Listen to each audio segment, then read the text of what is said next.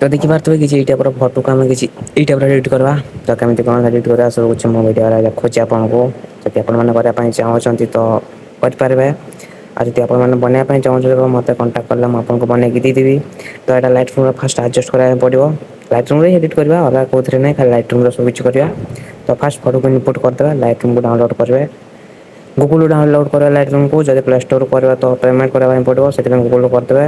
କଲା ପରେ ଫଟୋକୁ ଆଡ଼ କରିଦେବେ ତ ମୁଁ ଫଟୋକୁ ଆଡ଼ କରିଦେଉଛି ଯେଉଁ ଫଟୋକୁ ଏଡ଼ିଟ୍ କରିବାର ଅଛି। ତ ଏ ଫଟୋ କିଛି ଆମେ ଏଡ଼ିଟ୍ କରିବା। ତ ଦେଖିପାରୁଥିବେ ଏଇଟା ହେଉଛି ମୋ କ୍ୟାମେରା ଫଟୋଟା ମାନେ ଫୋନ୍ ଫଟୋ ନୁହଁ କ୍ୟାମେରା ଫଟୋ। ତ ସେଥିପାଇଁ ଦେଖିପାରୁଥିବେ ଟିକେ ବ୍ଲାକ୍ ଅଛି ଫଟୋଟା ଫାଟିବନି ସେଥିପାଇଁ ମୁଁ ସେମିତି କିଛି ଲାଇଟ୍ ଫାଇଟ୍ ଆଡ଼ଜଷ୍ଟ କରିକିନା କରିଦେଉଛି। ଯଦି ଆପଣଙ୍କ ପାଖରେ ଫୋନ୍ ଫଟୋ ଅଛି ବଟ୍ କ୍ୱାଲିଟି ଥିବା ଦରକାର ଯଦି କ୍ୱାଲିଟି କମ୍ ଥିବ ହେଲେ ହେବନି ତ କ୍ୱାଲିଟି କରିବା ପାଇଁ ଆପଣ ଫାଷ୍ଟ ଇଭିନିଂ ମାରିଦେବେ। ମୋର ଯେହେତୁ କ୍ୟାମେରା ଫଟୋଟା ଏତେ ଫାଟୁନି ମାନେ କ୍ୱାଲିଟି ଠିକ୍ ଠାକ୍ ରହୁଛି। ତ ଫାଷ୍ଟ ଆପଣଙ୍କୁ ଆଜଷ୍ଟ ଯାଇକି ସେଠି ଅଟୋ କରିଦେବେ ଅଟୋ କଲା ପରେ ଆପଣଙ୍କୁ ମାସ୍କିଂରେ ଯାଇକି ଏଇଟା ଲାଇଟ୍ ଗୋଟେ ନେଇଯିବେ ତାପରେ ଯେଉଁ ଜାଗାରେ ବ୍ଲାକ୍ ଅଛି ସେଇଟାରେ ଆପଣଙ୍କୁ ସେଇ ଟାଇପର ମାସ୍କିଂ କରିବାର ଅଛି। ମାସ୍କିଂ କରିକିନା ଆପଣ ଲାଇଟ୍ରେ ଯାଇକି ହ୍ୱାଇଟ୍ ଯେଉଁ ଅଛି ହ୍ୱାଇଟ୍ଟାକୁ ଇନକ୍ରିଜ୍ କରିଦେବେ। ତ ଆପଣଙ୍କ ଯେଉଁ ଟିକେ ଫେସ୍ ଅଛି ସେଠି ଲାଇଟ୍ ହାଲକାସା ଇନକ୍ରିଜ୍ ହେଇଯିବ। ତ ସେଇଟା ପୁରା ଆପଣଙ୍କୁ ଡୁପ୍ଲିକେଟ୍ କରି ଚାରି ସାଇଡ଼୍ ରଖିବାର ଅଛି ଯେଉଁ ସାଇଡ଼୍ଟା ଆପଣ ବ୍ଲାକ୍ ଅଛି ସେଇ ଟାଇପ୍ର ଚାରିଆଡ଼େ ରଖିବାର ଅଛି। ତ ମୁଁ ବାସ୍ ସେମିତି କରିକି ଆଡ଼ଜଷ୍ଟ କରିଦେଉଛି ସବୁପଟେ। ତ ମୁଁ ସେମିତି କିଛି ମାସ୍କିଂ କଲା ପରେ ଦେଖିପାରୁଥିବେ କିଛିଟା ଲାଇଟ୍ ଆଡ଼ଜଷ୍ଟ ହେଇଗଲା। ତ ବର୍ତ୍ତମାନ ଲାଇଟ୍ରେ ଯାଇକି ଆଡ଼ଜଷ୍ଟ କରିବେ। ତ ମୁଁ ଯେମିତି ରଖିପାରୁଛି ଆପଣମାନେ ସେମିତି ରଖିପାରିବେ। ଯଦି କମ୍ ବେଶୀ କରିବା ପାଇଁ ଚାହୁଁଛନ୍ତି ସେମିତି କରିପାରିବେ। ତ ଆପଣଙ୍କ ଦେଖିବେ ଫେସ୍ରେ ଫଟୋରେ କେମିତି କଣ ଲାଇଟ୍ ଅଛି ସେଇ ଅନୁସାରେ ଆଡ଼ଜଷ୍ଟ କରିବେ।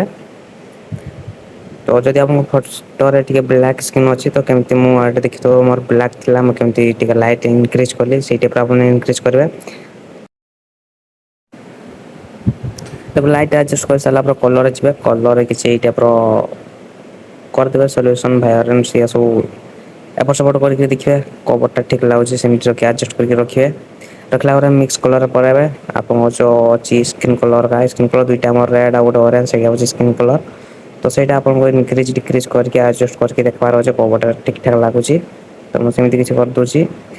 ତାପରେ ଯେଉଁ ବ୍ୟାକ୍ଗ୍ରାଉଣ୍ଡ କଲର୍ ଅଛି ଆମର ୟେଲୋ ଆଉ ଗ୍ରୀନ୍ ସେଇଟା ହେଉଛି ବ୍ୟାକ୍ଗ୍ରାଉଣ୍ଡ କଲର୍ ଆମର। ତ ସେଇଟା ମୁଁ ମାଇନସ୍ କରିଦେଉଛି। ଆଉ ଥରେ ମାସ୍କିଂରେ ଯିବେ ମାସ୍କିଂରେ ଗଲା ପରେ ଆପଣଙ୍କୁ ଏଠି ଏବେ ଗୋଟେ ଆଉ ଥରେ ଗୋଟେ ନେଇଯିବେ ଆଉ ଉପର ଆଡ଼ୁ କିଛି ଏଇ ଟାଇପ୍ର ଗୋଟେ ଗ୍ରେଡ୍ ଲାଇନ୍ ବନେଇକି ସେଇଟା ତଳ ଆଡ଼େ ନେଇ ଆସିବେ ତାପରେ ସେଇଟା ଆପଣଙ୍କୁ ଇଫେକ୍ଟ ଯାଇକି ଯେଉଁ ଡ୍ୟାଚ୍ ଅଛି ସେଇଟାକୁ ଇନକ୍ରିଜ୍ କରିବାର ଅଛି। ଯଦି ମାଇନସ୍ କରିବ ତ ହ୍ୱାଇଟ୍ ହେଇଯିବ ଇନକ୍ରିଜ୍ କଲେ ଟିକେ ବ୍ଲାକ୍ ଟାଇପ୍ର ଆସିବ ତ ଇନକ୍ରିଜ୍ କରିଦେବେ ସେଇଟା। ପୁଣି ଥରେ ମାସ୍କିଂ ଯାଇକିନା ରେଡ୍ ଲାଇଟ୍ ଗୋଟେ ନେଇଯିବେ ତାପରେ ସେଇଟା କିଛି ଏଇ ଟାଇପ୍ର ଉପରେ ରଖିବାର ଅଛି। ଏଥିରେ ଆମେ କିଛି କ'ଣ କୁହନ୍ତି ସେଇଟା ଫେଡ୍ ନା କ'ଣ ଯେଉଁ ହ୍ୱାଇଟ୍ ବାଲା ଯେଉଁ ଇଏଟା ଥାଏ ସେଇଟା ଇନକ୍ରିଜ୍ କରିବା। ତ ସେଇଟା କେମିତି ମୁଁ ଇନକ୍ରିଜ୍ କଲେ ଆପଣ ଦେଖିପାରୁଥିବେ ଇଫେକ୍ଟ ଯିବେ ଇଫେକ୍ଟ ଯାଇକିନା ଯେଉଁ କ୍ଲାରିଟି ଆଉ ଟେକ୍ସଚର୍ ଆଉ ଡ୍ୟାଚ୍ ସବୁ ଆପଣଙ୍କୁ ଡିକ୍ରିଜ୍ କରାର ଅଛି। ତ କିଛି ଏଇ ଟାଇପ୍ର ଆପଣଙ୍କର ଫେଡ୍ ଇଫେକ୍ଟଟା ଆଡ଼୍ ହେଇଯିବ। ତ ଏଇଟାକୁ ମୋର ପଛରେ ରଖିବାର ଅଛି।